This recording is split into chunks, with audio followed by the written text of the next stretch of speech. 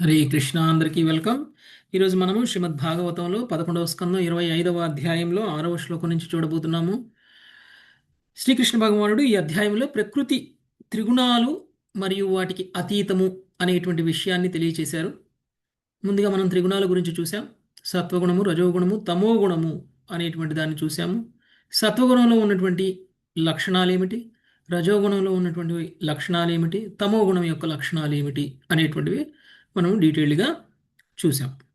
So ఒకసారి మనం కనుక రీక్యాప్ చేసుకున్నట్టయితే సత్వగుణ లక్షణాలు మనో ఇంద్రియాలను నిగ్రహించటం, ఓర్పుని కలిగి ఉండడం, విచక్షణ, తపస్సు, సత్యము, దయ, భూత భవిష్యత్తులకు సావధానముగా పరీక్షించుట, ఏ స్థితి ఎందైనను సంతుష్టి, త్యాగము, ఇంద్రియ భోగ విరక్తి, గురువునందు శ్రద్ధ, అనుచిత కార్యము పట్ల సిగ్గు, దానము, సరళత్వము, వినమ్రత, ఆత్మసంతృప్తి అనేటువంటివి సత్వగుణం యొక్క లక్షణాలు. సో ఒక్కొక్క లక్షణం గురించి మనము డీటెయిల్డ్గా ఇంతకుముందు చూసాము. ఇక రజోగుణం యొక్క లక్షణాలు భౌతిక వాంఛ, తీవ్ర ప్రయత్నము, మదము, లాభమునందును అసంతృప్తి, మిథ్యా గర్వము, భౌతిక పురోగతికి ప్రార్థించుట, తనను భిన్నముగను ఇతరుల కన్నను శ్రేష్టముగను భావించుట, ఇంద్రియ భోగము, యుద్ధోత్సాహము, పొగడ్తలను వినుటలో ప్రియత్వము, ఇతరులను హేళన చేసడి ప్రవృత్తి, స్వీయ పరాక్రమం గురించి చెప్పుకొనుట, స్వబలముచే స్వీయ కార్యములను సమర్థించుకొనుట అనేటువంటివి రజోగుణం యొక్క లక్షణాలు. క్రోధము, లోభము, శాస్త్ర ప్రమాణము లేకుండగా మాట్లాడుట, హింస, పరాన్నభుక్కులుగా జీవించుట, కపటత్వము, అలసట, కలహము, శోకము, మోహము, దుఃఖము, విషాదము, అతినిద్ర, పేరాశ, భయము, సోమరితనము తమోగుణం యొక్క లక్షణాలు. ఈ గుణాలన్నీ కూడా ఒక్కొక్క గుణంలో ఉన్నటువంటి వాళ్ళకి ఒక్కొక్క రకమైనటువంటి లక్షణాలు అనేటువంటివి మనకి ఇక్కడ చెప్తున్నారు. ఇక 6వ శ్లోకం నుంచి మిశ్రమ గుణాల యొక్క లక్షణాలని చెప్పబోతున్నారు. అవి మనము ఈరోజు విందాం. 6వ శ్లోకం మళ్ళీ శ్రీమతి 6వ శ్లోకం. సన్నిపాతస్త్వహమితి మమేత్యుద్ధవ మామతి సన్నిపాతస్త్వహమితి మమేత్యుద్ధవ యామతిః వ్యవహారः సన్నిపాతో మనోమాత్రేంద్రియాసుభిః వ్యవహారః సన్నిపాతో మనోమాత్రేంద్రియాసుభిః. ఉద్ధవ, త్రిగుణాలన్నింటి మిశ్రమం నేను నాది అనేది భావన అందున్నది మనసు ద్వారా, తన్మాత్రల ద్వారా, ఇంద్రియముల ద్వారా, ప్రాణముల ద్వారా వనరించబడేది ఈ జగత్తు యొక్క సామాన్య వ్యవహారములన్నీ కూడా గుణమిశ్రమ పైననే ఆధారపడి ఉండును. ప్రభుపాల్ వారి భాష్యమునకు జై. నేను నాదనడి మిథ్యాభావన త్రిగుణ మిశ్రమచే కలుగుచుండును. నేను శాంతుడును అని గుణయుతుడును తలుచుచును. నేను కాముకుడును అని రణోగుణయుతుడు తలుచును. నేను క్రోధిని అని తమో గుణయుతుడు తలుచును. అదే నా శాంతము, నా కామము, నా కోపము అని మనుజుడు తలుచుచుండను. పూర్తిగా శాంతియుత భావనలో లగ్నమైన వాడు భౌతిక జగత్తులో పనిచేయజాలడు. నిర్వహణకు అతడు ప్రేరణ లోపించి ఉండును. అట్లే కామతురుడు శాంతిగాను నిగ్రహము కాని లేకుండు అంధుడై ఉండును.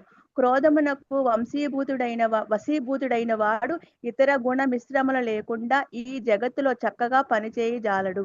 ఈ విధముగా భౌతిక గుణములో విశుద్ధ ప్రత్యేక రూపములో నుండక ఇతర గుణములతో కలిసి ఉండుటను మనము చూడవచ్చును.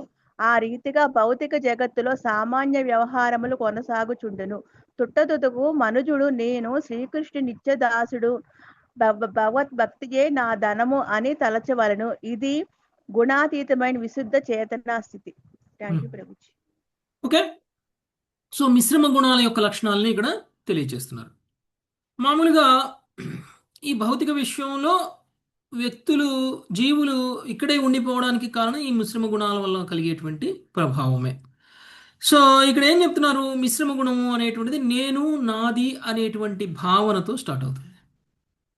ఓకే, ప్రతిదీ కూడా నేను, నాది అనేటువంటి భావన ఉంటుంది. మనస్సు ద్వారా, తన్మాత్రల ద్వారా, ఇంద్రియముల ద్వారా, ప్రాణముల ద్వారా వనరించే ఈ జగత్తు యొక్క సామాన్య వ్యవహారములన్నీ కూడా గుణమిశ్రమం పైనే ఆధారపడి ఉన్నాయి. అంటే మనం చేసేటువంటి పనులు ఇంద్రియాలతోటి, మనస్సుతోటి, తన్మాత్రలు అంటే ఇంద్రియ భోగం ఇవన్నీ కూడా గుణమిశ్రమం కారణంగానే జరుగుతున్నాయి. ఓకే. సో సత్వగుణంలో ఉన్నటువంటి వాడు గుణమిశ్రమం, సత్వగుణంలో ఉన్నటువంటి ఇప్పుడు చూడండి మిథ్యాభావన అనేటువంటిది త్రిగుణ మిశ్రమముచే కలుగుచుండును. నేను శాంతుడను అనేటువంటి భావన సత్వగుణయుతుడు తలిచేది. నేను కాముకుడను అని రజోగుణయుతుడు. నేను క్రోధిని అని తలిచేటువంటి వాడు తమోగుణయుతుడు. ఓకే. సో ఈ నేను నాది అనేటువంటి భావము మొత్తం కూడా ఈ త్రిగుణముల యొక్క మిశ్రమం మీదనే ఆధారపడి ఉన్నది. ఇక ఇంకో విషయం, నేను శ్రీకృష్ణుడి యొక్క నిత్యదాసుడను. భగవద్ భక్తియే నా ధనము. అంటే ఇక్కడ నా నీ అనేటువంటి పదాన్ని శ్రీకృష్ణుడితోటి రీప్లేస్ చేస్తున్నారు.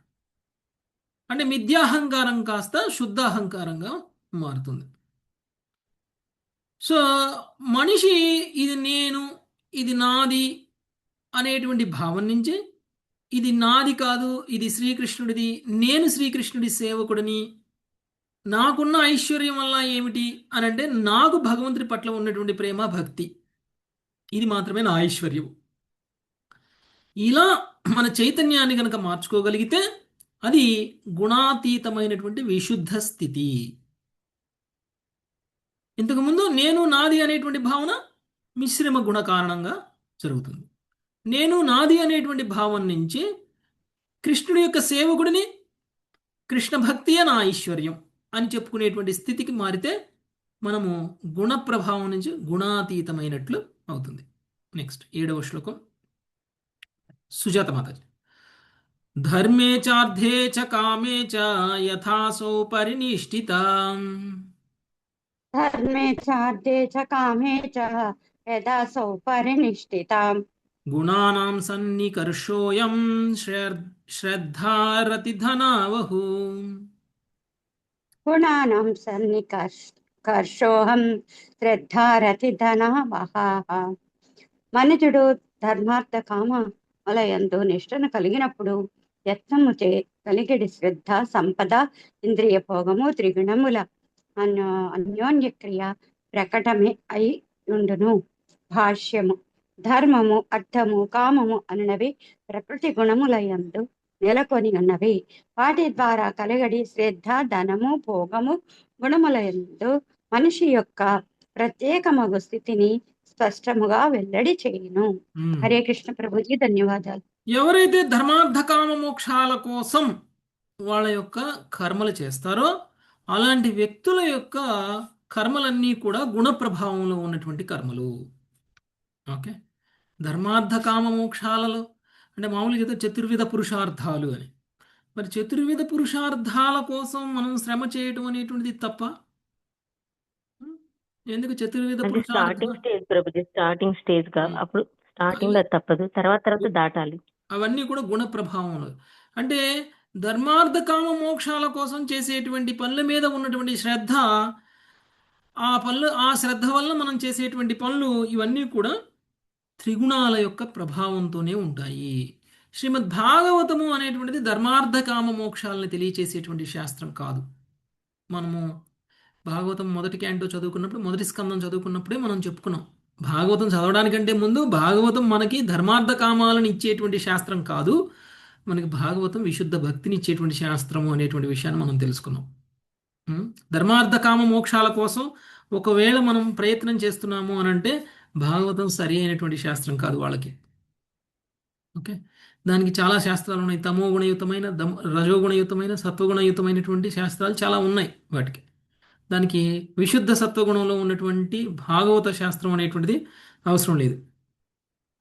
కాబట్టి ఎవరైతే ఏ శాస్త్రం అయితే మీకు ధర్మార్థ కామ మోక్షాల గురించి బోధిస్తుందో ఆ శాస్త్రం చీటింగ్ చేస్తున్నట్టు మనల్ని. ఓకే.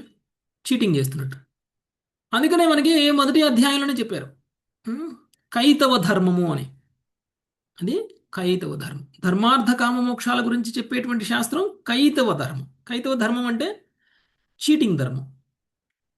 సో అది ఏం చేస్తుంది మనల్ని అని అంటే మనల్ని భౌతిక జీవితంలోనే ఉంచేస్తుంది, మనల్ని భౌతికంగా పతనం పొందేలా చేస్తుంది. ఇక్కడ ధర్మము అంటే మనం చేసేటువంటి పని, మన యొక్క బాధ్యత.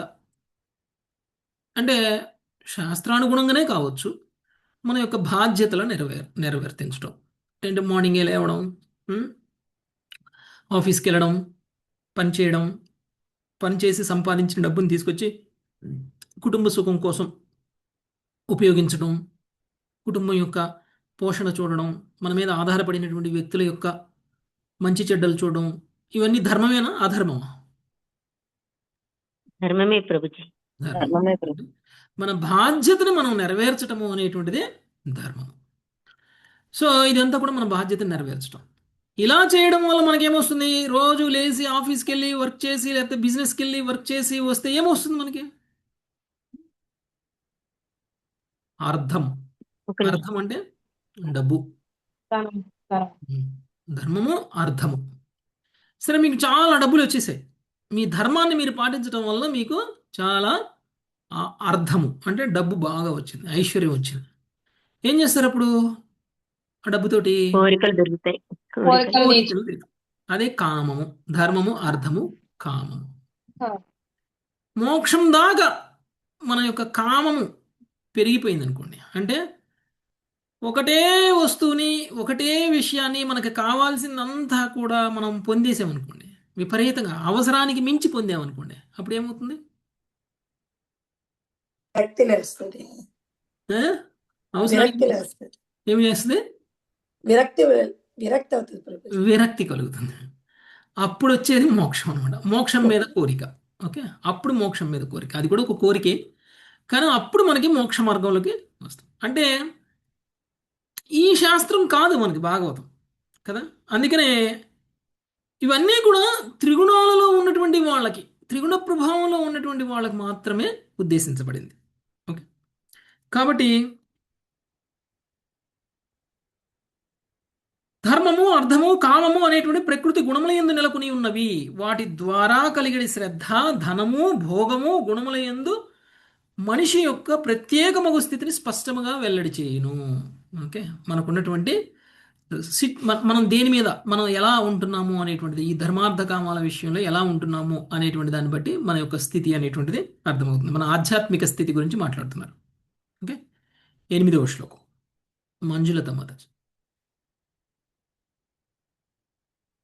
ప్రవృత్తి లక్షణే నిష్ఠా పుమాన్ యర్హి గృహాశ్రమే.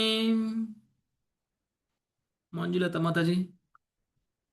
ప్రవృత్తి లక్షణే నిష్ఠా పుమాన్ యస్తి గృహాశ్రమే. స్వధర్మే చానుతిష్ఠేత గుణానాం సామితిర్హిసాం. స్వధర్మే చానుతిష్ఠేత గుణానాం సమితిర్హిసా. మనుజుడు గృహస్థాశ్రమమునందు అనురక్తుడై ఇంద్రియ భోగమును కోరినప్పుడు, తత్ఫలితముగా స్వధర్మమునందు నెలకొనినప్పుడు ప్రకృతి గుణ మిశ్రణము ప్రకటమగును. భాష్యము. స్వర్గప్రాప్తి కొరకు చేసేది స్వధర్మ పాలనము రజోగుణయుతమగును. సాధారణ సాంసారిక భోగమును అనుభవించుటకు చేసేది స్వధర్మ పాలనము తమో గుణయుతమగును. వర్ణాశ్రమ పద్ధతిలో కేవలం నిష్కామముగా చేసేది ధర్మ కార్యము సత్వగుణయుతమగును తెలియబడునని శ్రీధర స్వామి అభిప్రాయపడిరి. లౌకిక ధర్మం ఏ విధముగా ప్రకృతి గుణములందు ప్రకటమగును భగవానుడు ఈ విధముగా వివరించినాడు. Thank you Prabhuji. Hare Krishna. So మనకి ఒకవేళ ఇంద్రియ భోగాన్ని కోరినట్లయితే, అంటే గృహస్థాశ్రమంలో ఉండి ఇంద్రియ భోగాన్ని కోరినట్లయితే తత్ఫలితంగా స్వధర్మం నందు నెలకొలినప్పుడు ప్రకృతి గుణమిశ్రమం ప్రకటమగును. ఎప్పుడు వస్తుంది ఈ గుణమిశ్రమం? ఎప్పుడు ప్రకటమవుతుంది అని అంటే ప్రవృత్తి మార్గంలో ఉన్నప్పుడు ప్రకటమవుతుంది. ఓకే, ప్రవృత్తి మార్గము అంటే మనం ఇంతకుముందే చెప్పుకున్నాం. ప్రవృత్తి మార్గం అంటే అంచెలంచెలుగా పురోగమించడం. ముందు ఒక వ్యక్తి ఆధ్యాత్మికంగా మారాలి అని అంటే ముందు భౌతికంగా సుఖంగా ఉండాలి కదా. భౌతికంగా చేయడానికి ఇంకేమీ పని అవసరం లేకుండా ఉండాలి. మనకి 3 పూట్ల తినడానికి సరిపడా, మన కుటుంబ సభ్యులందరికీ 3 పూట్ల తినడానికి సరిపడా, మన తర్వాత జనరేషన్స్ వాళ్ళకు కూడా తినడానికి సరిపడా మన దగ్గర గనక డబ్బు ఉంటే మనకి పని చేయాల్సిన అవసరం ఉంటుందా? ఉం? మీరు చాలామందిని మీరు పరిశీలించవచ్చు. ఎవరికైతే తినడానికి కూడా పూట గడవదో అలాంటి వ్యక్తులు ఎక్కువగా కష్టపడి ప్రయోజకులు అవుతారు. ఎవరికైతే చాలా ఎక్కువ డబ్బు ఉంటుందో, అన్ని సౌకర్యాలు ఉంటాయో, అలాంటి వాళ్ళు బాగా చదువుకోలేరు. అబ్జర్వ్ చేశారా మీరు? ఆ? ఎందుకు? ఎస్ ప్రభుజీ. ఆ? ఎందుకు? ఎందుకంటే వాళ్ళకి కసి కసి అనేది ఉండదన్నమాట. అంటే ఎప్పుడైతే మనము ప్రవృత్తి మార్గంలో పురోగమించాలి అని అనుకుంటామో అప్పుడు మనం అనుభవించాల్సిందంతా అనుభవించిన తరువాత వైరాగ్యాన్ని ప్రదర్శించటం ప్రవృత్తి మార్గం. ఓకే, బాగా ఐశ్వర్యం ఉన్నవాడు కసి ఉండదు. ఇంకా నేను చెయ్యాలి, ఆ పని చేయాలి, ఈ పని చేయాలి, అలా చేయాలి, ఇలా చేయాలి, అంత సంపాదించాలి, ఇంత సంపాదించాలి అని ఉండదు. వాడికి ఉండేదల్లా ఏంటి? నేను దాన్ని ఎలా ఖర్చు పెట్టాలి, ఏం చేయాలి, ఎలా చేస్తే ఖర్చు అవుతుంది, ఎలా చేస్తే ఇంద్రియ భోగం అవుతుంది, ఇలాంటి ఆలోచనలు ఉంటాయి. అలా ఐశ్వర్యం ఎక్కువగా సంపాదించినటువంటి వ్యక్తి ఎలా ఖర్చు పెట్టాలి అనేటువంటి ఆలోచనలో పూర్తిగా వైరాగ్యాన్ని ప్రదర్శించేటువంటి స్థితి వరకు చేరడం. ఇక నాకు చాలు ఈ ఎంజాయ్మెంట్ ఎక్కువైపోయి నాకు రోగాలు వస్తున్నాయి, ఈ ఎంజాయ్మెంట్ ఎక్కువైపోయి నాకు ఆయాసం వస్తుంది, ఈ ఎంజాయ్మెంట్ ఎక్కువైపోయి నేను కనీసంగా కూర్చొని పని కూడా చేయలేకపోతున్నాను అనేటువంటి ఒక బాధ, అంటే ఒక స్థితికి చేరడం. అంటే ప్రవృత్తి మార్గం మనకి ఏం చేస్తుంది అంటే భౌతికంగా పురోగమించేలా చేసి ఆ పురోగతి నుంచి కలిగించేటువంటి వైరాగ్య స్థితికి తీసుకువెళ్తుంది ప్రవృత్తి మార్గం. కానీ నివృత్తి మార్గంలో మనం డైరెక్ట్గా వైరాగ్య స్థితికి వెళ్తాం. లిఫ్ట్. నివృత్తి మార్గంలో డైరెక్ట్గా వైరాగ్య స్థితికి వెళ్తాం. అంటే మనకి ఈ వర్ణాశ్రమ ధర్మం అనేటువంటిది ఏంటిది అని అంటే మీరందరూ కూడా మీరున్నటువంటి ఆశ్రమంకించి మీరున్నటువంటి వర్ణము మీరున్నటువంటి ఆశ్రమానికి అనుగుణంగా ఇంద్రియ భోగాలు చేయాలి. ఓకే, అలా చేసి ఒక్కొక్క వర్ణము ఒక్కొక్క ఆశ్రమం ఉద్ధరించుకుంటూ ఇంద్రియ భోగాన్ని పెంచుకుంటూ వెళ్ళాలి. ఆ విధంగా పెంచుకుంటూ ఉత్తమమైనటువంటి వర్ణము ఉత్తమమైనటువంటి ఆశ్రమానికి చేరుకున్న తర్వాత మన ఇంద్రియ భోగం ఆగిపోతుంది. ఓకే, అది ప్రవృత్తి మార్గం. అంటే ఒక శూద్రుడు వర్ణంలో ఉద్ధరింపబడాలి. శూద్రుడిగా ఉన్నవాడు వైశ్యుడిగా, వైశ్యుడిగా ఉన్నవాడు క్షత్రియుడిగా, క్షత్రియుడిగా ఉన్నవాడు బ్రాహ్మణుడిగా వర్ణం ఉద్ధరింపబడాలి. ఇది మన చైతన్యంలో మార్పు వచ్చినప్పుడు మాత్రమే అది సాధ్యమవుతుంది. ఇది వర్ణంలో ఉద్ధరింపబడేటువంటి విధానం. ఒకవేళ మనం కనుక ఈ జన్మలో శూద్రులు అనుకోండి, వచ్చే జన్మలో అయినా మనం వైశ్యులుగా పుట్టాలి. వచ్చే జన్మలో వైశ్యులు అనుకోండి, ఆ పై వచ్చే జన్మలో అయినా మనం క్షత్రియులుగా పుట్టాలి. ఒకవేళ క్షత్రియులు అనుకోండి, ఆ పై వచ్చే జన్మలో మనము బ్రాహ్మణులుగా పుట్టాలి. అంటే ఇక్కడ క్షత్రియులు, వైశ్యులు, బ్రాహ్మణులు అనేటువంటివి కులాలు కాదు. ఇక్కడ కులం కాదు, మనం ఏ కుటుంబంలో పుట్టాము అనేటువంటిది కాదు. గుణ ప్రభావం. తమోగుణ ప్రభావంలో ఉన్నటువంటి వ్యక్తి రజోగుణ ప్రభావంలో ఉన్నటువంటి వ్యక్తి సత్వగుణ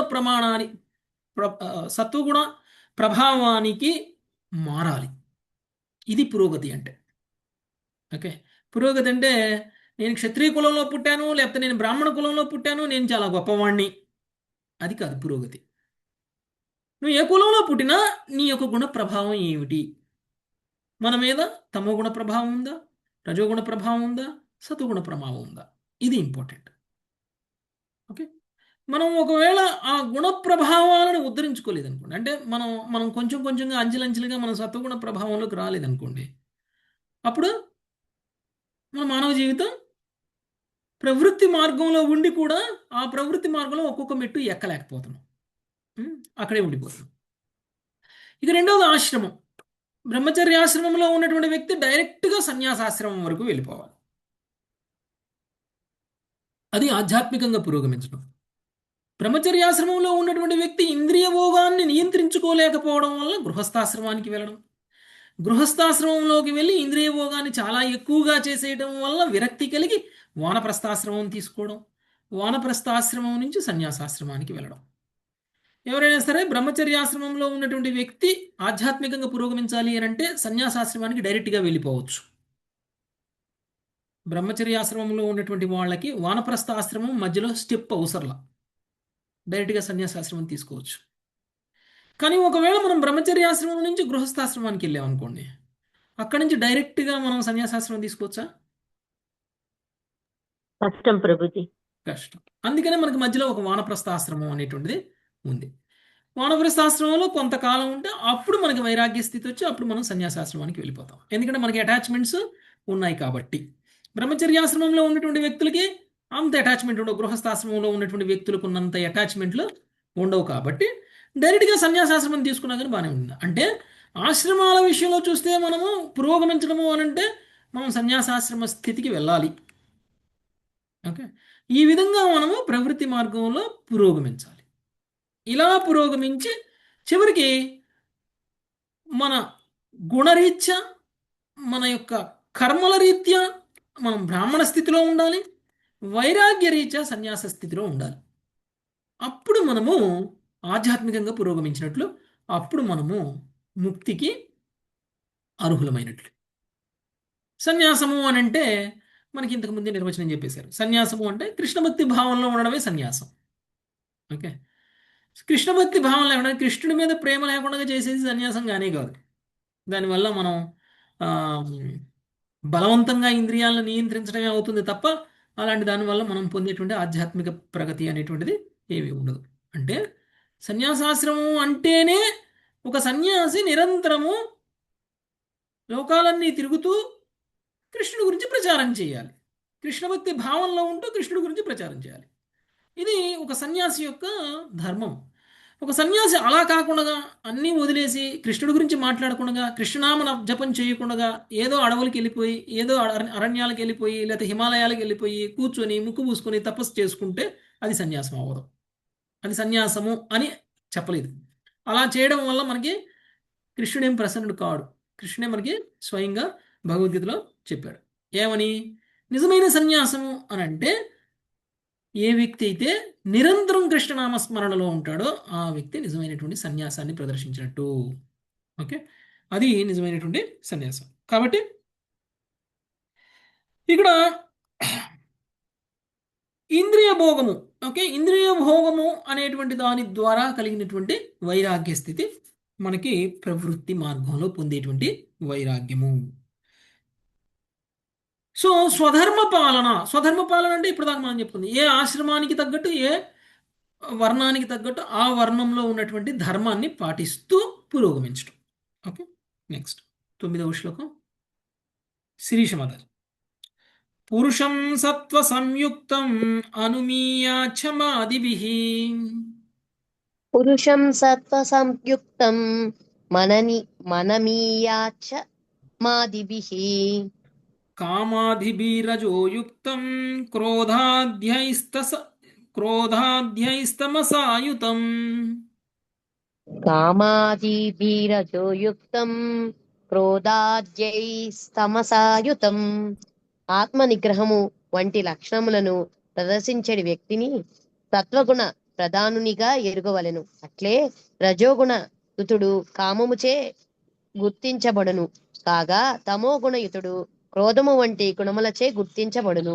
హరే కృష్ణ ప్రభుజీ. ఒక వ్యక్తిని చూడగానే, ఆ వ్యక్తి మాట్లాడగానే మనకి తెలిసిపోతుంది ఆ వ్యక్తి ఏ గుణంలో ఉన్నాడు అని. స్థితప్రజ్ఞుడి గురించి చెప్పినప్పుడు స్థితప్రజ్ఞుడి గురించి కృష్ణుడు చెప్పడానికంటే ముందు అర్జునుడు కొన్ని ప్రశ్నలు అడిగాడు. ఏమని అడిగాడండి? ఎలా నిలబడతాడు, ప్రజ్ఞుడు ఎలా కూర్చుంటాడు, ఎలా నిలబడతాడు, ఎలా ప్రవర్తిస్తాడు, కూర్చుంటాడు, ఎలా మాట్లాడతాడు, ఆయన భాష ఏమిటి, ఆయన ప్రవర్తన ఏమిటి, ఇవన్నీ అడిగారు. ఎందుకు అడిగారు అవన్నీ? అదేంటండి, కూర్చునేదాన్ని బట్టి, నిలబడేదాన్ని బట్టి, నడిచేదాన్ని బట్టి మనం ఆ వ్యక్తి యొక్క లక్షణాలు ఎలా చెప్తాము అని మనం అనుకున్నాం కదా. స్వభావం, ఒక వ్యక్తి యొక్క స్వభావం అనేటువంటిది మనకి అర్థమవుతుంది.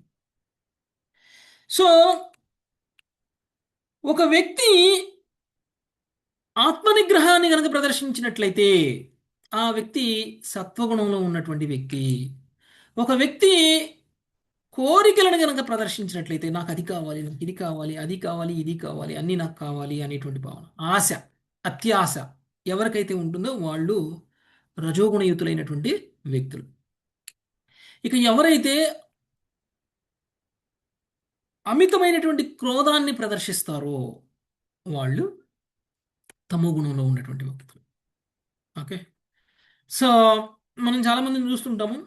వాళ్ళ వాళ్ళ యొక్క గుణాలకి అనుగుణంగా వాళ్ళ యొక్క ప్రవర్తనలు ఉంటాయి. వాళ్ళ గుణ స్వభావాన్ని మార్చాలి అని అంటే వాళ్ళకి ట్రీట్మెంట్ చేయాలి. ఓకే. ట్రీట్మెంట్ చేయకూడదు ఏ జబ్బు అనే నయం అవుతుందా? ట్రీట్మెంట్ లేదు చేయకూడదు ప్రభుజీ. జబ్బు కొంచెం కొంచెం కొంచెం కొంచెం పెరుగుతుంది కానీ తగ్గదు. ట్రీట్మెంట్ అనేది మొదలుపెట్టినప్పుడు ఏమవుతుందంటే బాగా కోపం. ఇప్పుడు మన దగ్గరకు వచ్చే వాళ్ళందరూ చాలామంది, ఒకప్పుడు నేను చాలా కోపంగా ఉండేవాడిని అండి. చిన్నదానికి పెద్దదానికి చీటికి మాటికి కోపపడతా ఉండేవాడిని.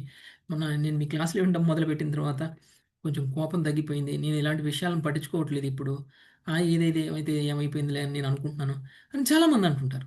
చాలామంది వాళ్ళ యొక్క స్వభావం మారింది అనేటువంటి విషయాన్ని చెప్తూ ఉంటారు. అంటే ఏం జరుగుతుందంటే అక్కడ వాళ్ళ వాళ్ళ యొక్క గుణంలో మార్పు వాళ్ళ మార్పుద్ది. గుణ ప్రభావంలో మార్పు వస్తుంది. అంటే మన గుణ ప్రభావంలో మార్పు రావాలి. తమో గుణ ప్రభావం నుంచి సత్వగుణ ప్రభావం వరకు వెళ్ళాలి అనంటే ఏం చేయాలి? ఇక్కడ శ్రవణ కీర్తనాలు చేయాలి. ఉం? శ్రవణ కీర్తనం చేయాలి. హరినామ జపం చేయాలి. హరే కృష్ణ మహామంత్రాన్ని జపించాలి. ఎంత ఎక్కువగా ఇది చేస్తామో అంత త్వరగా మనము సత్వగుణయుతులము అవగలుగుతాము. రజోగుణ తమోగుణ ప్రభావాన్ని జయించగలుగుతాము. ఓకే. అందులో భాగంగానే మనము ప్రత్యేకించి ప్రసాదాన్ని స్వీకరించడం, తర్వాత హరినామాన్ని జపించడం. మన నాలిక అనేటువంటిది ప్రధానమైనటువంటి పాత్రను పోషిస్తుంది. మన రజోగుణ ప్రభావం తమోగుణ ప్రభావాన్ని జయించటానికి మన యొక్క నాలుక ప్రధానమైనటువంటి పాత్ర పోషిస్తుంది. ఏ విధంగా? ఒకటి, మనం తినేటువంటి ఆహార పదార్థాలు. రెండు మనము ఆ నాలికతో చేసేటువంటి హరినామ జపం. ఓకే. ఈ రెండు. సో నాలికని కనుక మీరు భగవత్ సేవలో కనుక ఉపయోగించడం మొదలు పెట్టారు అని అంటే ఇక మీరు ఏ ఇతర ఇంద్రియం గురించి ఆలోచించాల్సిన పని లేదు. ఒక్క ఇంద్రియం గురించి మనం ఆలోచిస్తే చాలు. ఒక్క ఇంద్రియం గురించి. ఏంటిది? నాలుక. మనసు నాలుక. ఓకే. ఒకే ఒక్క ఇంద్రియం నాలుక. నాలుకను కనుక మనం కంట్రోల్లోకి తీసుకురాగలిగితే ఆ నాలుకతోటి కేవలం భగవత్ ప్రసాదాన్ని మాత్రమే స్వీకరించాలి. ఆ నాలుకతోటి కేవలం భగవంతుని మాత్రమే కీర్తించాలి. ఈ రెండు పనులు ఒక తపస్సులా కొంతకాలం చేయండి. మిగిలిన అన్ని ఇంద్రియాలు ఆటోమేటిక్గా నియంత్రింపబడతాయి. మరి ఏ ఇతర ఇంద్రియం గురించి మనం ఆలోచించాల్సిన పని లేదు. కళ్ళ గురించి, చెవుల గురించి, ముక్కుల గురించి ఆలోచించాల్సిన పని లేదు. ఒక్క నాలుక గురించి మాత్రమే మనం ఆలోచించాలి. తినే తిండి, మాట్లాడే మాట, ఈ రెండు నియంత్రణలో ఉండాలి. తినే తిండి ప్రసాదం మాత్రమే అయి ఉండాలి. మాట్లాడే మాట కృష్ణ కథ మాత్రమే అయి ఉండాలి. ఎప్పుడైతే అలా చేస్తామో ఆటోమేటిక్గా వైరాగ్య స్థితి వచ్చేస్తుంది. ఆటోమేటిక్గా ఇతర ఇంద్రియాలన్నీ నియంత్రణలోకి వచ్చేస్తాయి. చివరికి మనసుతో సహా. సో మనం వాళ్ళని ఎవరైనా సరే మార్చాలి అని ఎవరినైనా అనుకుంటే మన చేతిలో ఉన్నదల్లా ఏంటండి? మన కుటుంబ సభ్యుల్లో ఎవరినైనా మనం మార్చాలి అని అనుకుంటే మన చేతిలో ఉన్నది ఏంటి? ప్రసాదం పెట్టడం. ప్రసాదం పెట్టండి. ఒక మాల జపం చేయించండి. ఆయన నాలికని కృష్ణ సేవలో ఉంచండి. ఆటోమేటిక్గా మిగిలినవన్నీ జరుగుతాయి. ఓకే. ఆటోమేటిక్గా మిగిలినవన్నీ జరుగుతాయి. మన ప్రయత్నం అయితే ప్రసాదం పెట్టండి. జపం కూడా చెయ్యమంటే చేస్తారో లేదో తెలియదు, కానీ ప్రసాదం పెడితే తింటారు కదా బానే. ఆఫీస్కి కూడా పోకుండా కూర్చొని ఇంట్లో తింటారు ప్రసాదం పెడతా అంటే కదా. సో మనం యాక్చువల్గా అయితే ఇంట్లో మగవాళ్ళకి బయట తినటం కంటే ఇంట్లో ఆడవాళ్ళు చేసి పెడితే తినటమే ఇష్టపడతారు కదా. అలాంటప్పుడు మన చేతిలో ఉన్న ఒక్క ఆయుధాన్ని కూడా మనం ఉపయోగించకుండా మనం వాళ్ళు మారాలి అంటే ఎలా పాసిబుల్ అయింది? ప్రసాదం రామబాణం ప్రభుజీ. రామబాణం. మాతాజీ చెప్తున్నారు చూడండి, రామబాణం. ఓకే. సో ప్రసాదం పెట్టండి. మాతాజీ పెట్టారు, మార్చారు కదా మాతాజీ.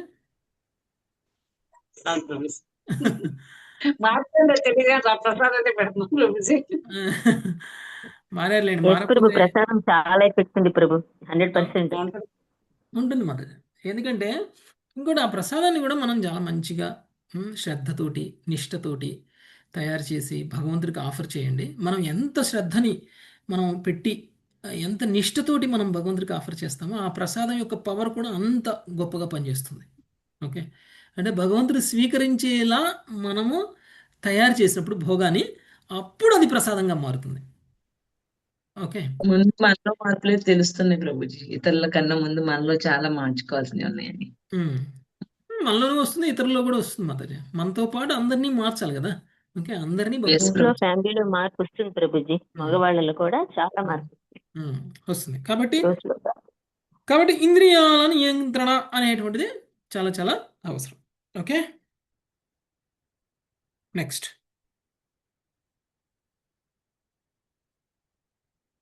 ఓకే, నెక్స్ట్ 10వ శ్లోకం. ఉమాపతి ప్రభు.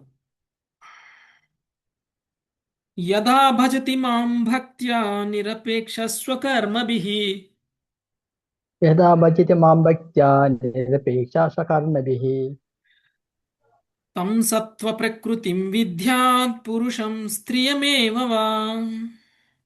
తం సత్వ ప్రకృతిం విద్యాత్ పురుషం స్త్రియమేవ వా. స్వధర్మమును నిరపేక్షముగా నాకు సమర్పించి భక్తితో నన్ను అర్చించడి పురుషుడు గాని స్త్రీ గాని సత్వగుణము నందునట్లుగా తెలియబడును. హరే కృష్ణ ప్రభుజీ. సో ఎవరైతే స్వధర్మంలో, అంటే క్షత్రియుడైతే క్షత్రియుడి పని, బ్రాహ్మణుడైతే బ్రాహ్మణుడి పని, వైశ్యుడైతే వైశ్యుడి పని, శూద్రుడైతే శూద్రుడి పని, అంటే ఎవరు ఏ పని చేసినా తక్కువ ఎక్కువ అనేటువంటి భావం లేదు.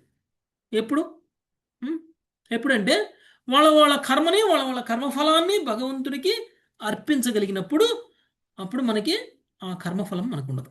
ఓకే, అప్పుడు ఏ వర్ణంలో ఉన్న వాళ్ళ వాళ్ళ యొక్క స్వధర్మం కాస్త భక్తిగా మారిపోతుంది. అదే ఇక్కడ చెప్తున్నారు.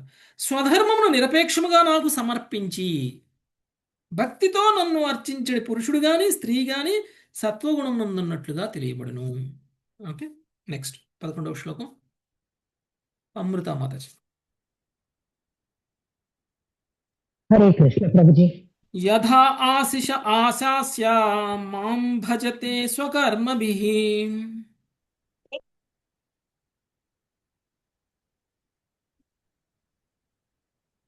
ఒకసారి చెప్పండి ప్రభుజీ, మళ్ళీ చెప్పండి. యథా ఆశిష ఆశాస్య మాం భజేత స్వకర్మభిః యదా ఆశీష ఆశస్య మాం భజేత సర్వకర్మభిః స్వకర్మభిః స్వకర్మభిః తం రజః ప్రకృతిం విద్యాత్ హింసామాశాస్య తామసం. తం రజ ప్రకృతిం విద్యాత్ హింసామాసస్య తామసం. భౌతిక లాభాపేక్షకును కలిగియుండి స్వధర్మముంచే నన్ను అర్చించువాడు రజోగుణయుతుడని ఎరుగవలెను. ఇతరులను హింసించేడి కోరికలతో అనున్న అర్చించువాడు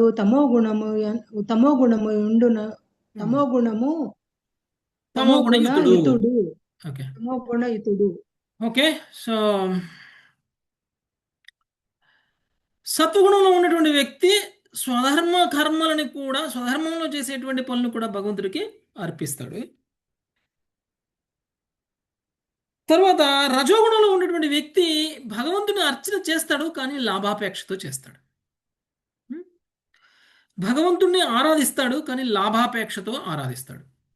సో లాభాపేక్షతో చేసేటువంటి పని అనేటువంటిది రజోగుణం. ఇక మూడవది ఇతరులను హింసించడం ద్వారా భగవంతుణ్ణి అర్చించడం. ఇది ఎలా సాధ్యమవుతుందండి? తమోగుణ భక్తి శూలాలు పొడుచుకొని నాలుకకి అలా చేసి వాళ్ళను వాళ్ళు హింసించుకోవడమే కాదు, ఇతరులను హింసించడం. బలి బలి బాగా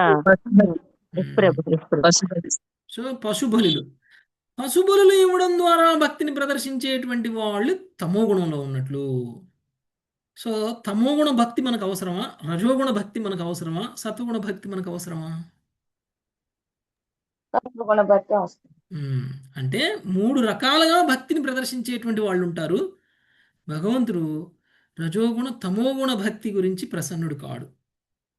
సత్వగుణ స్థితిలో ఉన్నప్పుడు చేసేటువంటి భక్తి అది నిజమైనటువంటి భక్తి. కాబట్టి మన స్థాయి, మన వర్ణానికి అనుగుణంగా మన స్వధర్మంలో ఇప్పుడు చాలామంది ఈ మధ్య ఆ, ఉత్తమ వర్ణంలో ఉన్నటువంటి వాళ్ళు కూడా వైశ్య బ్రాహ్మణులు కూడా పశుబలులు ఇవ్వడం చూస్తున్నాం మనం. వాళ్ళు తినకపోయినా బలిచ్చి శూద్రులకి పంచిపెడతారు. అంటే ఇవాళ రేపు వైశ్యులు బ్రాహ్మణులు కూడా తింటున్నారు అనుకోండి, అది వేరే విషయం, బలిచ్చి తింటున్నారు. కానీ నేను చూసినటువంటి వైశ్య బ్రాహ్మణులు బలి ఇచ్చినటువంటి వాళ్ళు తినకపోయినా బలి ఇచ్చేవాళ్ళు. నేను అడిగితే ఎందుకు ఇస్తున్నారు బలి అని అంటే వాళ్ళు తింటారు కదా, మరి బలి ఇవ్వడం వల్ల లాభం ఏంటి, మంచిది కదా, అది కూడా ఆరాధన కదా అని అంటారు. సో ఇలాంటి ఆరాధనని భగవంతుడు మెచ్చరు, ఇలాంటి ఆరాధనని భగవంతుడు యాక్సెప్ట్ చేయరు. పైగా మనము పాపం చేసినట్టు. తమోగుణ భక్తి, రజోగుణ భక్తి వలన, రజోగుణ భక్తి వలన పాపం రాకపోవచ్చేమో కానీ తమోగుణ భక్తి వలన పాపం కలుగుతుంది. ఓకే, రజోగుణ భక్తి కూడా లాభాపేక్ష, లాభాపేక్షతోటి ఇతరులని మనం బలివ్వమేమో కానీ ఇతరులను మోసం చేస్తాం, అవునా కదా? ఇతరులే మోసం. అవును ప్రభుజీ. కానీ సత్వగుణంలో ఉన్నప్పుడు ఏముంటుంది, మనం నిస్వార్థంగా చేస్తాం, నిజాయితీ నిజాయితీ నిస్వార్థంగా చేస్తాం, కృష్ణుడికి అర్పిస్తాం, కృష్ణుడి కోసం చేస్తాం. ఓకే, సో మన యొక్క భక్తి రజోగుణ భక్తి నుంచి తమోగుణ భక్తికి వెళ్ళాలి. ఎంతోమంది భక్తిలో ఉన్నాము అనుకునేటువంటి వాళ్ళు కూడా వాళ్ళని వాళ్ళు పరీక్షించుకుంటే రజోగుణంలోనే భక్తి చేస్తున్నాను అనేటువంటి విషయం తెలుస్తుంది మనకి. ఓకే, ఎంతమంది భగవంతుడికి అర్పించేటువంటి ఆహారం వాళ్ళకి ఇష్టమైంది చేసుకుని నేను ఇది తినాలి ఈరోజు, నేను ఇది ఎంజాయ్ చేయాలి అనుకొని అది చేసి అది భగవంతుడికి అర్పించి తినరు, అవునా కదా? అవును ప్రభుజీ. ఈరోజు నాకు ఏం కావాలి అది చేస్తాం. ఓకే, పాయసం కావాలా, లేకపోతే పూరి కావాలా, లేకపోతే దోశ కావాలా, ఏది కావాలనుకుంటామో అది మనం చేసి కృష్ణుడికి అర్పించి తింటాం. అంటే మన కోరికను నెరవేర్చుకుంటున్నాం ఫైనల్గా. అంటే ఒక రకంగా చూస్తే ఇదేమి కోరికలతో భగవంతుడి దగ్గరికి వెళ్ళి పూజలు చేసి ఆ కోరికలు నెరవేర్చుకున్న లాంటి అంత ఘోరమైనటువంటి పాపం ఏం కాదు. కానీ ఇది ఒక రకంగా చెప్పాలంటే మనం భక్తిలో పురోగమించడంలో ఒక అడుగు ముందుకు వేస్తున్నట్లు. మన కోరిక తీర్చుకుంటున్నా కనీసంగా భగవంతుడికి అర్పించి తింటున్నాం. కొంతవరకు ఇది కూడా భక్తిలోనే భాగం, భక్తి యోగంలోనే భాగం. ఓకే, కాకపోతే విశుద్ధ భక్తి యోగం కాకపోవచ్చు, కానీ ఇది కూడా భక్తి యోగమే. అంటే మనం ఆ స్థాయికి వెళ్ళాలంటే ముందు ఈ స్థాయిలో కొంతకాలం సాధన చేయాలి కదా. భగవంతుడికి ఏది ఇష్టం అది చేద్దాం, అది నాకు ఇష్టమా లేదా కాదు, భగవంతుడికి ఏది ఇష్టం, భగవంతుడికి ఎప్పుడు చేస్తే ఇష్టం, ఎలా చేస్తే ఇష్టం, ఎంత చేస్తే ఇష్టం, భగవంతుడికి ఏదైతే ఇష్టమో అది చేసి దాన్ని మనము ప్రసాదంగా స్వీకరించడం. మనకి ఇష్టమా లేదా అనేది అంత సంబంధం లేదు. ఆ స్థాయి వరకు కనుక మనం వెళ్ళగలిగితే మంచిది. అందుకని మనం జన్మాష్టమి, రాధాష్టమి సమయంలో మనం కృష్ణుడికి ఏది ఇష్టం, రాధారాణికి ఏది ఇష్టం, ఆ పదార్థాలు తయారు చేస్తారు. మీకు గుర్తుందండి, రాధాష్టమికి రాధారాణికి ఏది ఇష్టమో అది తయారు చేస్తారు, గుర్తుందా మీకు? అది మాల్పోవా చేస్తారు. మాల్పోవా ఎందుకు చేస్తారు? సంవత్సరం మొత్తంలో మీరు ఒక్కసారైనా మాల్పోవా చేసి తిన్నారా మీరు? చామదుంపలు సంవత్సరం మొత్తంలో మాల్పోవా ఎన్నిసార్లు చేసుకొని తిన్నారు మీరు? కానీ రాధాష్టమి రోజు కంపల్సరీ చేస్తాం కదా. మాల్పోవా బాగానే ఉంటుందేమో, కానీ మనం అది చేసుకొని తినే అలవాట్లేదు. కానీ రాధాష్టమి రోజు మాత్రం తప్పకుండా చేసి మాల్పోవా రాధారాణికి అర్పించి మనం తింటాం. అంటే ఏంటి, మన కోరిక, మన ఇష్టం, మనకేం కావాలి అనే దానికంటే మనం ఆరాధించేటువంటి భగవంతుడు వాళ్ళు ఏం నచ్చుతారు, వాళ్ళకి ఏం పెట్టాలి, సో అది పెట్టి దాన్ని ఆఫర్ చేసి దాన్ని ప్రసాదంగా స్వీకరించడం అనేటువంటి జరుగుతుంది. అది విశుద్ధ సత్వగుణ స్థితిలో ఉన్నటువంటి భక్తి. ఓకే, ఆ స్థాయికి వెళ్ళాలి. అప్పటి వరకు ఈ తమోగుణ రజోగుణాన్ని జయించినప్పుడు మాత్రమే సాధ్యమవుతుంది. నెక్స్ట్ 12 శేషరత్నం. ఎవరు? సునీత చదవండి మాకు. సత్వం రజస్తమాయితి గుణా జీవస్య నైవ మే గుణా జీవస్య నైవ మే చిత్తఛాయైస్తు భూతానాం సజ్జమానో నిబధ్యతే. చిత్తజాయైస్తు భూతానాం సజ్జమానో నిబధ్యతే. గుణములు జీవునిపై ప్రభావం చూపునే గాని నా పైన కాదు. మనస్సునందు ప్రకటమై అవి జీవుడు భౌతిక దేహములకు ఇతర సృష్టులకు అనురక్తుడైనట్లు చేయును. ఈ రీతిగా జీవుడు బద్ధుడగును. భాష్యము. జీవుడు భగవానుని తటస్థ శక్తి స్వరూపమై ఉన్నాడు. అతడు భగవన్మాయచే మోహితుడయ్యేడి నైజమును కలిగి ఉండును. కానీ దేవదేవుడు మాయకు పరమనియామకుడై ఉన్నాడు. మాయ అన్నడును భగవంతుని నియంత్రించలేదు. ఈ విధంగా నిత్య దాసులకు జీవులందరికీ శ్రీకృష్ణ భగవానుడు నిత్య పూజాధ్యేయమై ఉన్నాడు. త్రిగుణములు ప్రకృతి యందు ప్రకటమగును. భక్తజీవుడు లౌకిక భావమును అవలంబించినప్పుడు అట్టి స్వభావ పరిధిలో గుణములు తమ ప్రభావమును చూపించును. కాని మనుజుడు తన మనస్సును భగవద్భక్తిలో పునీతమనర్చుకొనినచో ప్రకృతి గుణములు అతనిపై ఇక ఏమాత్రము పనిచేయవు. ఏలయన ఆధ్యాత్మిక స్థాయిలో వాటి ప్రభావము ఉండదు. Thank you Prabhuji. హరే కృష్ణ. సత్వ రజస్తమో గుణములు జీవుడిపై ప్రభావము చూపినే కానీ నా పైన కావు. అంటే మాయ మనల్ని నియంత్రిస్తుంది, కానీ మాయ భగవంతుడితో నియంత్రింపబడుతుంది. నియంత్రింపబడేవాడిని నియంత్రిస్తుందా? కష్టం. అంటే భగవంతుడే నియంత్రిస్తారు మాయని, కానీ ఆ మాయ మనల్ని నియంత్రిస్తుంది. ఏంటి తేడా మనకి భగవంతుడికి అంటే, మనము భగవంతుడి యొక్క అంశలమే అయినప్పటికీ మనము తటస్థ జీవులం. ఓకే, తటస్థ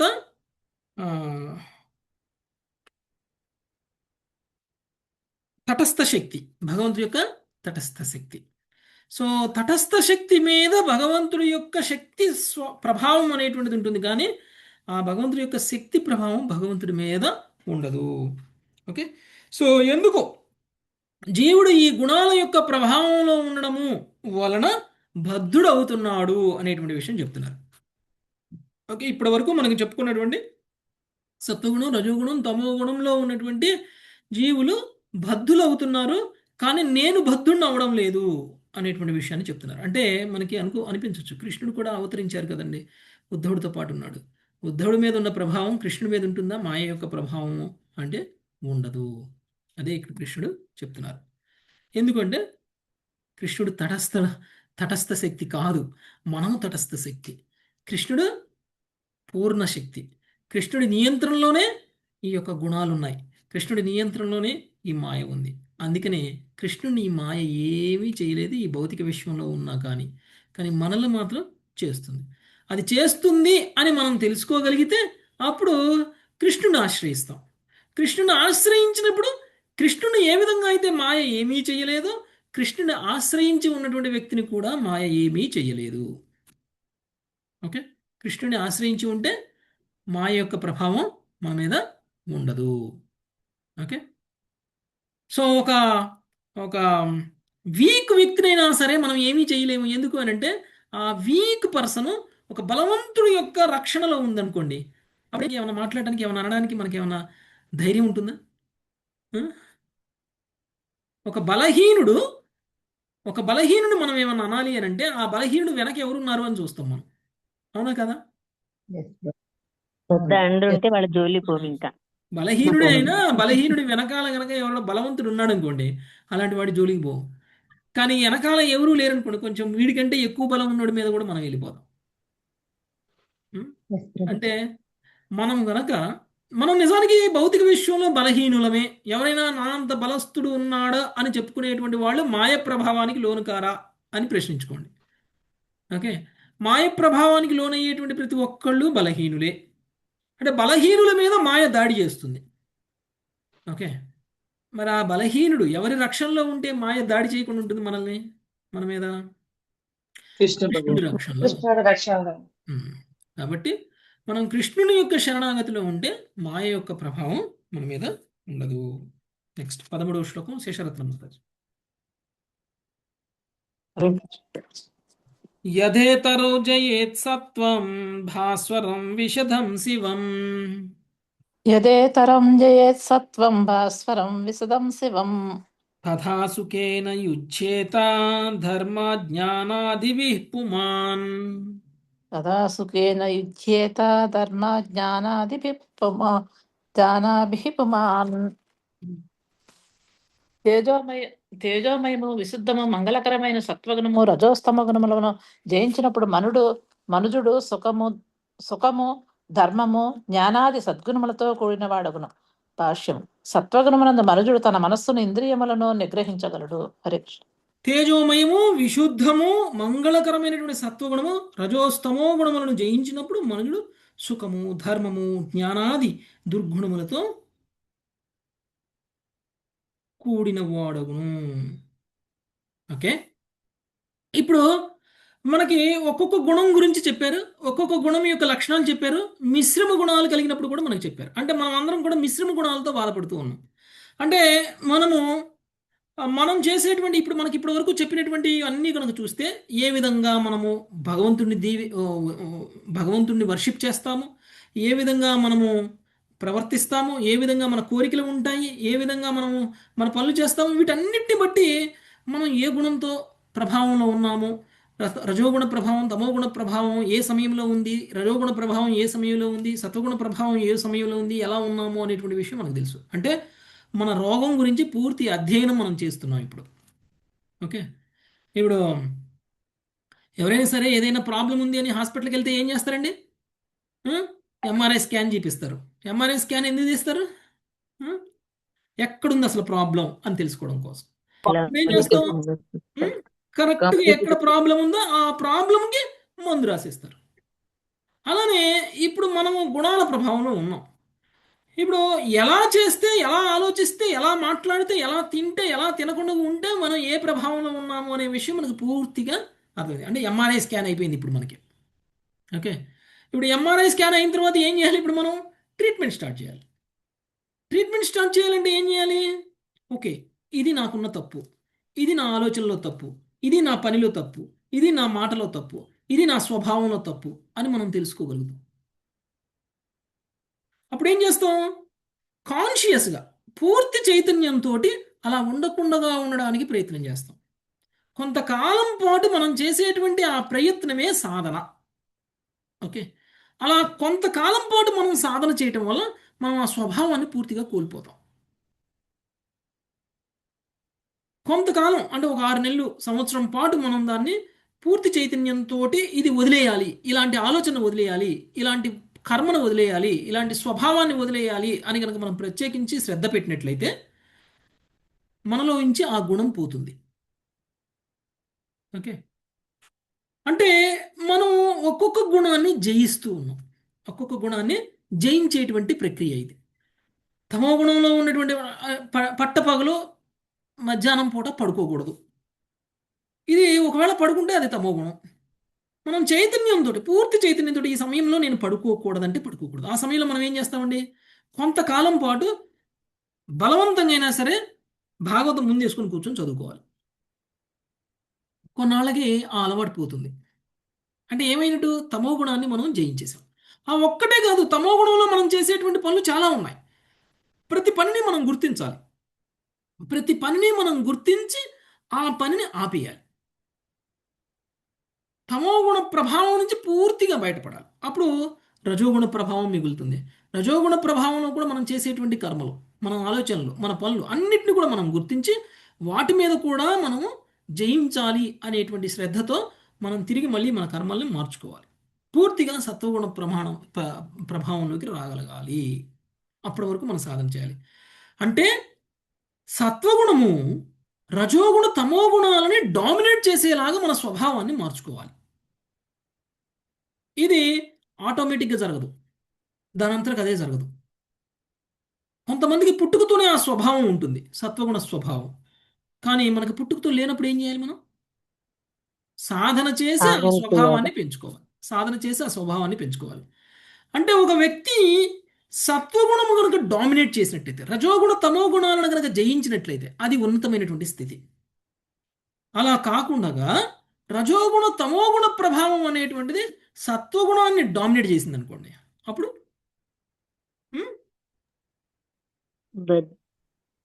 పతనం అవుతాడు, తగ్గిపోతాడు, భక్తిలో పతనం చెందుతాం.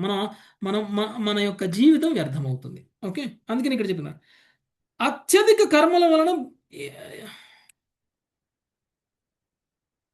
ఎక్కడ చెప్పారు మనకి? ఇప్పుడు ఆ, 431 పేజ్. ఆ, మాతాజీ 13వ శ్లోకం అండి. తేజోమయము తేజోమయము విశుద్ధము మంగళకరము అయినటువంటి సత్వగుణము రజస్తమో గుణములను జయించినప్పుడు మనుడు సుఖము ధర్మము జ్ఞానాది సద్గుణములతో కూడినవాడు. అంటే సత్వగుణం డామినేట్ అయి ఉండాలి. ఓకే, సత్వగుణమునందు మనుషుడు తన మనస్సును ఇంద్రియములను నిగ్రహించగలడు. నెక్స్ట్ 14వ శ్లోకం శ్రీవాణి మాత. యథా జయేత్తమః సత్వం రజస్సంఘం బిధాచలం యదా జయేతమసత్వం రజస్సంగం విధాచలం తథా దుఃఖేన యుజ్యేత కర్మణా యశసా శ్రియాం. తదా దుఃఖేన యుజ్యతే కర్మణా యశసా శ్రియా. అనురక్తి భేదభావము కార్యము అను వారిని కలగజేసడి రజోగుణము సత్వ తమో గుణములను జయించినప్పుడు మనుషుడు యశస్సును సంపదను సాధించుటకు కఠిన పరిశ్రమ కావించును. ఆ విధముగా రజోగుణమునందు అతనికి దుఃఖము సంఘర్షణము అనుభూతమగుచుండును. ఓకే, అనురక్తి భేదభావము కార్యము అను వారిని కలుగజేసడి రజోగుణము సత్వగుణములను జయించినప్పుడు మనుషుడు యశస్సును సంపదను సాధించుటకు కఠిన పరిశ్రమ కావించును. ఆ విధంగా రజోగుణమునందు అతనికి దుఃఖము సంఘర్షణలు అనుభూతమగుచుండును. ఓకే, అంటే ఒకవేళ సత్వగుణం డామినేట్ చేయకపోతే ఏమవుతుంది? సత్వగుణం డామినేట్ చేయకపోతే మనకి దుఃఖం వస్తుంది. ఇంతకు ముందు శ్లోకంలో మనం సత్వగుణంలో ఉన్నప్పుడు మనకు ఏమవుతుంది అని చెప్పారు? సుఖము ధర్మము జ్ఞానాది సద్గుణములతో కూడి ఉండును అని చెప్పారు. ఒకవేళ సత్వగుణం డామినేట్ చేయలేదనుకోండి, రజోగుణం డామినేట్ చేసింది అనుకోండి, దానివల్ల ఏమవుతుంది? మనం చేసేటువంటి పనుల మీద కోరిక, భేదభావము, కార్యము అనేటువంటి వాడిని కలిగజేసి రజోగుణము సత్వగుణములను జయించినప్పుడు మనుషుడు యశస్సును సంపదను సాధించుటకు కఠిన పరిశ్రమ చేయను. ఓకే, మనం బాగా సంపాదించాలని పరిశ్రమ చేస్తాం, పేరు ప్రతిష్టలు రావాలని పరిశ్రమ చేస్తాం.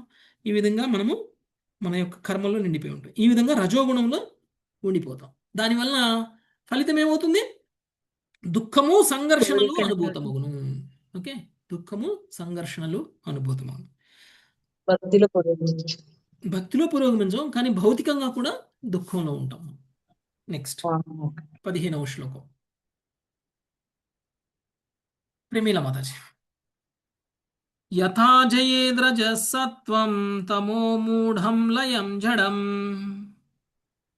యదా జయేద్రజం సత్వం తమో మూఢం లయం జడం యుజ్యేత శోకమోహాభ్యాం నిద్రయా హింసయాశయాం. యుజ్యేత శోకమోహాభ్యాం నిద్రయా హింసయాశయా. తమోగుణము రజస్తత్వములను జయించినప్పుడు అది మనుజుని చిత్తమును కప్పివేసి అతని మూర్ఖునిగను జడునిగను చేసివేయును. శోకమోహములందు పడినవాడై తమోగుణయుతుడు అతిగా నిద్రించును, దురాశకు లోనగుచుండును, ఇతరుల ఎడ హింసను కూడియుండును. హరే కృష్ణ ప్రభుజీ. తమోగుణము రజసత్వములను జయించినప్పుడు ఏం జరుగుతుంది అంటే మనం కేవలం పూర్తిగా తమోగుణంలో ఉన్నప్పుడు అని అర్థం. ఓకే, రజస్తమో గుణాల కంటే డామినేట్ అంటే మన దగ్గర సత్వగుణం లేదు రజోగుణం లేదు అని కాదు, రజోగుణ స్వభావము సత్వగుణ స్వభావం మనలో లేదని కాదు, కానీ మనలో సత్వగుణ స్వభావం కంటే రజోగుణ స్వభావం కంటే తమోగుణ స్వభావం ఎక్కువగా ఉన్నది. మనం చెప్పుకునేదంతా కూడా మిశ్రమ గుణాల ప్రభావం గురించే కదా మనం మాట్లాడుకునేది. కాబట్టి సత్వగుణం డామినేట్ అయ్యి రజోగుణం తమోగుణం డామినేట్ అవ్వనప్పుడు, తక్కువలో ఉన్నప్పుడు మనకి సుఖం ఉంటుంది, జ్ఞానం వస్తుంది. రెండవది, రజోగుణం డామినేట్ అయ్యి సత్వగుణం తమోగుణం డౌన్లో ఉన్నప్పుడు మనకేమవుతుంది? సంఘర్షణలు దుఃఖాలు. తమోగుణం డామినేట్ అయినప్పుడు అంటే సత్వగుణం రజోగుణం కంటే కూడా తమోగుణం కనుక డామినేట్ అయినట్లయితే అప్పుడు ఆయన చిత్తము కప్పివేయబడి అతనిని మూర్ఖునిగను జడునిగను చేసివేయును. శోకమోహములయందు పడిన వాడై తమోగుణయుతుడు అతిగా నిద్రించుట, దురాశకు లోనవడం, ఇతరుల ఎడ హింసని కూడి ఉండడం, ఈ స్వభావాలు ఆయనలో వస్తాయి. ఓకే, నెక్స్ట్ 16వ శ్లోకం నాగలక్ష్మి మాతాజీ. యథా చిత్తం ప్రసీదేత ఇంద్రియాణాంచ నిర్వృతి. యథా చిత్తం ప్రసీదేత ఇంద్రియాణాం చ నిర్వృతిః. దేహే భయం మనో సంయం తత్సత్వం విద్ధి మత్పదం. దేహే భయం మనోసంగం తత్సత్వం విద్ధి మత్పదం. చిత్తము నిర్మలము, ఇంద్రియములు భౌతిక పదార్థం నుండి విరక్తము అయినప్పుడు మనుషుడు దేహం నందు అభయత్వమును, మనస్సు నుండి అసంగత్వమును పొందగలడు. నన్ను అనుభూతమునర్చుకున్నటకు అవకాశం కలిగే అటు స్థితిని సత్వగుణ ప్రధానమైనదిగా ఎరుగుము. Thank you. చిత్తము నిర్మలము, ఇంద్రియములు భౌతిక పదార్థము నుండి విరక్తము అయినప్పుడు మనుషుడు దేహమునందు అభయత్వమును, మనస్సు నుండి అసంగత్వమును పొందగలడు. ఓకే, అంటే విరక్తి స్థితికి రావాలి, వైరాగ్య స్థితికి రావాలి. అప్పుడు మనస్సు కూడా అసంగత్వాన్ని పొందుతుంది. నన్ను అనుభూతమరుచుకున్నట్టుగా అవకాశం కలిగడి అట్టి స్థితిని సత్వగుణ ప్రధానమైనదిగా ఎరుగుము. మనం ఎప్పుడైతే ఆ వైరాగ్య స్థితికి వస్తామో అది సత్వగుణ ప్రధానమైనటువంటి సమయము, సత్వగుణ ప్రధానమైనటువంటిది. ఎప్పుడైతే ఆ స్థితికి మనం వెళ్తామో అప్పుడు మనకి శాస్త్రం అర్థమవుతుంది. అప్పుడు మనకి శాస్త్రం శ్రవణ కీర్తనం చేయాలి అని అనిపిస్తుంది. అప్పుడు శాస్త్రం చెప్తే మంచిగా వినాలి అనిపిస్తుంది, కోరిక ఉంటుంది. విన్న తర్వాత కూడా అర్థం చేసుకోగలుగుతాం. అంటే భగవంతుడి గురించి కూడా మనం తెలుసుకోగలగాలి అని అంటే ముందు మనం సత్వగుణ స్థితికి రావాలి. ఓకే, నెక్స్ట్ 17వ శ్లోకం. శుభాంగి మాతాజీ. వికుర్వన్ క్రియయా చాధీర్ అనివృత్తిశ్చ చేతసాం. వికుర్వన్ క్రియయా చాదిర్ అనివృత్తిశ్చ చేతసాం. గాత్రాస్వాస్థం మనోభ్రాంతం రజయేతైర్నిశామయా. గాత్రా స్వాస్థం మనోభ్రాంతం రజయేతేర్నిశామయ. అత్యధిక కర్మల వలన బుద్ధి వికృతమగుట, లౌకిక వస్తువుల నుండి విరక్తమవుటలో జ్ఞానేంద్రియములు అసమర్థములగుట, దేహేంద్రియములు అస్వస్థముగా నుండుట, మనస్సు విచలితమై ఉండుట అను లక్షణములచే రజోగుణమును నీవెరుగుము. Thank you. రజోగుణమును నీవెరుగుము. ఓకే, రజోగుణం ఇంతకుముందు సత్వగుణం ప్రధానమైనది. అంటే మనకి వైరాగ్య భావం రావడం, భగవంతుడి గురించి తెలుసుకోవాలి అనేటువంటి ఆలోచన పెరగడం. ఒకవేళ ఆ సమయంలో మనం భగవంతుడి గురించి తెలుసుకోగలుగుతున్నా కానీ అది సత్వగుణ ప్రధానమైనటువంటిది అని చెప్తున్నారు. రజోగుణ ప్రధానమైనది అంటే అత్యధిక కర్మల వలన బుద్ధి వికృతమగుట, బాగా పనులు ఎక్కువగా చేయడం, శ్రమ ఎక్కువగా చేయడం, లౌకిక వస్తువుల నుండి విరక్తమవుటలో జ్ఞానేంద్రియములు అసమర్థములవుట, అంటే ఎంత భోగించినా ఇంకా భోగించాలని ఆలోచన రావడం, వైరాగ్య భావన అనేటువంటిదే రాకపోవడం, దేహేంద్రియములు అస్వస్థముగా ఆగుట. అలాంటి పరిస్థితుల్లో ఉన్నప్పుడు ఏమవుతుందండి? శారీరకంగా అనారోగ్యం, శారీరకమైనటువంటి అనారోగ్యంగా ఉంటామా లేదా? మనం ఎక్కువగా తింటే ఏమవుతుందండి? అజీర్తి చేస్తుంది, అజీర్తి, ఆయాసం. వస్తుంది. సో ఈ విధంగా దేహేంద్రియములు అస్వస్థముగా ఉండుట, మనస్సు విచలితమై ఉండుట, మనసు నిలకడగా ఉండదు. ఓకే, అది ఇది కావాలనేటువంటి ఆలోచనలు, అది ఇది పొందాలి అని ఇంద్రియాలను ప్రేరేపించడం, ఇంకా ఇంకా కావాలని కోరుకోవడం, ఇవన్నీ కూడా మనసు విచలితమైనట. ఇవన్నీ కూడా రజోగుణమున ఉన్నాయి, రజోగుణ యుతము అనేటువంటి విషయం చెప్తున్నారు. నెక్స్ట్ 18. సుకోమలి మాతాజీ. సీదచ్చిత్తం విలీయేత చేతసో గ్రహణే క్షమం. సీదచ్చిత్తం విలీయేత చేతసో గ్రహణే క్షమం. మనో నష్టం తమో గ్లానిస్తమస్తదుపధారయ. మనో నష్టం తమో గ్లానిస్తమస్తదుపధారయ. చిత్తము ఫలమై చివరకు లయించినప్పుడు ఆ విధముగా మనుషుడు తన అవధానమును ఏకాగ్రపరచజాలనప్పుడు అతని మనస్సు నష్టమై తమస్సు విషాదము ఉదయించును. ఇట్టి స్థితి తమోగుణ ప్రధానమైనదిగా నీవెరుగుము. చిత్తము విఫలమై చివరకు లయించినప్పుడు అంటే భ్రమలో ఉన్నప్పుడు, ఈ విధంగా మనుషుడు తన అవధానమును పరచజాలనప్పుడు మనకి ఒక విషయం మీద, ఒక పని మీద శ్రద్ధ అనేటువంటిది కూడా రానటువంటి స్థితి, ఏకాగ్రత అనేటువంటిది పూర్తిగా కోల్పోయినటువంటి స్థితి. అతని మనస్సు నష్టమై తమస్సు విషాదము ఉదయించును. తమస్సు అంటే అజ్ఞానం, ఇట్టి స్థితి తమోగుణ ప్రధానమైనదిగా నీ వెరుగుము. అంటే విచక్షణ కోల్పోయి పూర్తిగా బుద్ధిహీనమైనప్పుడు, తమస్సులో ఉన్నప్పుడు, అజ్ఞానంలో ఉన్నప్పుడు వచ్చేటువంటి గుణ ప్రభావం ఏమిటి అని అంటే తమోగుణ ప్రధానమైనటువంటి స్థితి. నెక్స్ట్ 19వ శ్లోకం టి లక్ష్మీమాతాజీ. ఏధమానే గుణే సత్వే దేవానాం బలమేదతే. ఏదమానే గుణే సత్వా దేవానాం ఫలమేధతే. అసురాణాం చ రజసి తమస్యుద్ధవ రక్షసాం. అసురాణాం చ రజసి తమస్య ధవ రక్షసాం.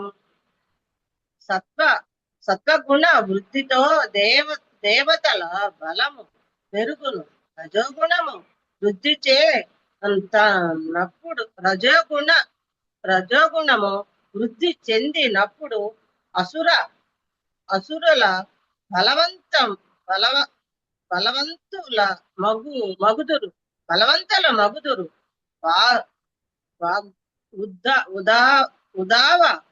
ఉద్ధవ తమోగుణ వృద్ధితో రాక్షసుల బలము వృద్ధి చెందును. ధన్యవాదాలు ప్రభుజీ. ఓకే, సత్వగుణంలో ఉండడం వల్ల ఏమవుతుంది అంటే దేవతల యొక్క గుణాలు వస్తాయి. రజోగుణంలో ఉండడం వల్ల అసురుల యొక్క స్వభావం వస్తుంది. తమో గుణంలో ఉండడం వల్ల రాక్షసుల యొక్క స్వభావం వస్తుంది. సో దేవతల బలం పెరుగుతుంది. మనం సత్వగుణంలో ఉంటే దేవతలు మనకి సహకరిస్తారు. రజోగుణంలో ఉంటే అసురుల బలవంతులు ఎలా అవుతారో అలా మనం బలవంతులు అవుతాం. అసురులు అంటే ఇక్కడ ఏంటి అంటే కేవలం లౌకికంగా ఉన్నటువంటి వాళ్ళు, భగవంతుణ్ణి భగవద్భక్తి లేనటువంటి వాళ్ళు, లేదంటే నాస్తికులు. ఓకే, ఇక తమోగుణ వృద్ధితో రాక్షసుల బలం వృద్ధి చెందును. అంటే వీళ్ళు వైలెంట్గా ఉంటారన్నమాట. Okay, next. అసురులన్న రాక్షసులే కదా ప్రభుజీ? కాదు, అసురులు అంటే అసురులు నాస్తికులు. ఇక్కడ నాస్తికులు భగవంతుని వ్యతిరేకించే వాళ్ళు. రాక్షసులు అంటే పూర్తిగా పతనం చెందినటువంటి వాళ్ళు. ఇంకా ఓకే, వాళ్ళు హింసలు ప్రేరేపించేటువంటి వాళ్ళు. అసురులు కూడా చేస్తారు. అసురులు అంటారు కదా మామూలుగా. రాక్షసులు అంటే ఇంకా చంపేయడం, తినడం అలాంటివి అనమాట. టూ మచ్, ఇంకా ఎక్కువ అనమాట. నెక్స్ట్ వర్షన్ అసురులకి ప్రభు భాగవతంలో వచ్చింది అసురులు రాక్షసులకి తేడా. ఓకే, ఇక్కడ కాపుదామా మాతాజీ? 19 శ్లోకాస్ కంప్లీట్ చేసుకుందాం. 27 శ్లోకాల నుంచి రేపు చూద్దాం. Thank you. హరే కృష్ణ. వాంఛాకల్పతరుభ్యశ్చ కృపా సింధు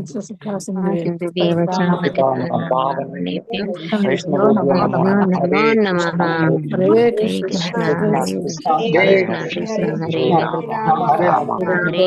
రామ రామ హరే హరే.